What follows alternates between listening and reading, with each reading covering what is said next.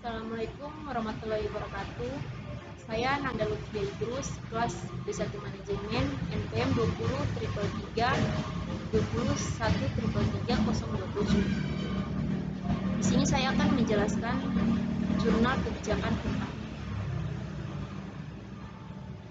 Review jurnal 1, judulnya Kebangkitan dan Lukisan Hutang Setelah Wabah COVID-19, Penilaian Risiko dan Respon Kebijakan. Disusun oleh Dilas D. Mau dan kawan-kawan. Pada tahun 2021, masalah penelitian tingkat hutang perusahaan yang lebih tinggi mengharuskan bisnis untuk mengurangi investasi setelah krisis ekonomi. Hal ini dapat memperlambat kecepatan pemulihan, mengandalkan analisis regresi dan penilaian histori antara investasi dan rasio leverage. Keuangan di tingkat perusahaan kami menemukan bahwa leverage keuangan yang lebih tinggi cenderung dikaitkan dengan investasi yang lebih rendah.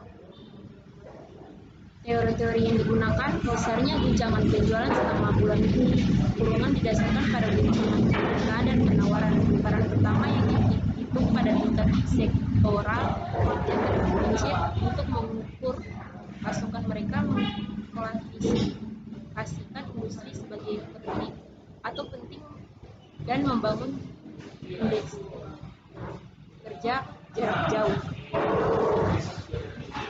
Hasil temuan penelitian, perbedaan perusahaan versus pribadi dalam aset dan kewajiban seringkali untuk perusahaan kecil, baik karena pemberi pinjaman memerlukan jaminan pribadi atau keamanan jenis hipotek kedua di rumah pemilik, atau karena sebelum memasukkan dan memperoleh perlindungan kewajiban terbatas, pengusaha biasanya menggunakan keuangan pribadinya.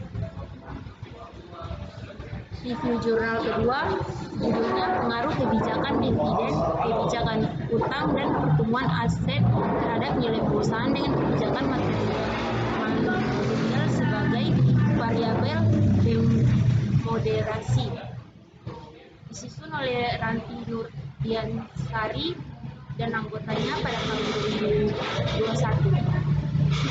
Masalah penelitian, beberapa faktor yang mempengaruhi nilai perusahaan, yaitu kebijakan dividennya digambarkan sebagai strategi untuk mendistribusikan uang investasi kepada pemegang saham dalam bentuk dividen, dan laba ditahan untuk menginvestasikan kembali dana tersebut di masa depan.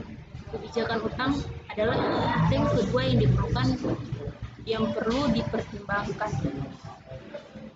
Teori-teori yang digunakan, nilai-nilai perusahaan merupakan bentuk kinerja perusahaan yang lahir dari kepercayaan masyarakat terhadap kinerja bisnis perusahaan melalui perjalanan panjang sejak berdiri hingga saat ini. Nilai perusahaan merepresentasikan kemampuan manajemen dalam mengelola aset perusahaan. Nilai bisnis ditentukan oleh nilai investor atas keberhasilan yang biasanya berkorelasi dengan harga saham. Hasil pertemuan penelitian, bukti dan pembahasan mendukung kesimpulan berikut. 1. Kebijakan dividen tidak mempengaruhi nilai perusahaan. 2. Kebijakan hutang mempengaruhi nilai bisnis. 3. Pertumbuhan aset tidak mempengaruhi nilai proyek. 4. Kebijakan manajerial tidak mempengaruhi hubungan antara kebijakan dividen dan nilai bisnis. 5. Kepemilikan manajemen tidak dapat memperbaiki hubungan antara kebijakan hutang dan nilai bisnis. 6. Aset manajemen tidak mampu mengelola hubungan antara pertumbuhan modal dan nilai perusahaan.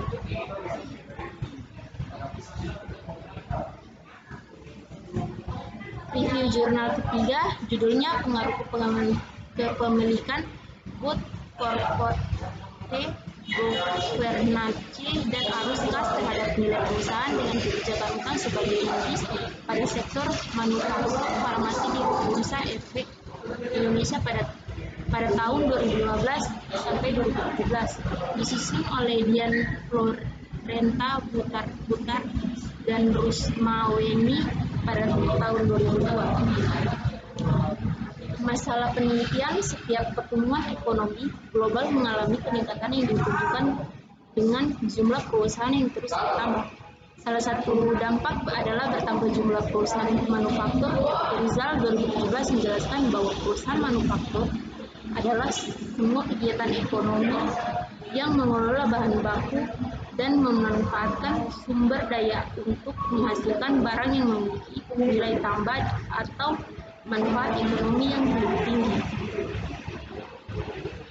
Teori yang digunakan, laporan arus kas dapat memberikan informasi mengenai arus kas perusahaan yang berguna bagi penggunaan lapor keuangan, nilai untuk menilai kemampuan perusahaan dalam menghasilkan kas dan setara kas, serta menilai kebutuhan perusahaan dalam menggunakan arus tersebut.